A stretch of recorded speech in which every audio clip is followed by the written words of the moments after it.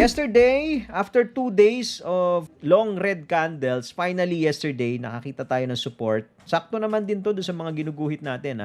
Look at this, no, yung guidance natin sa inyo sa gold. The other day to. So, nandun lang din tayo sa area na yan tumama. No? Kaya yung gold, minsan chart natin, matagal nating nagagamit eh. Kasi minsan nandun lang din siya sa range na yon. So, hindi siya pabago-bago na everyday kailangan mong gumuhit. Tumama na tayo ulit doon sa green cloud. No?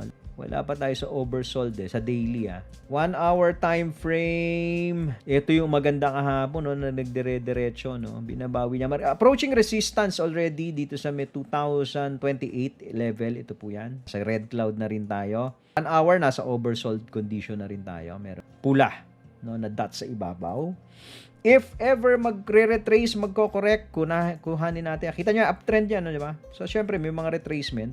I don't know kung ito na yung top eh. Pwede sa daily pivot kung magre-retrace pabalik sa daily pivot. But since red cloud ito, we need to trade above dito sa red cloud. Similar to this, no? Similar to this yung ginawa po nito.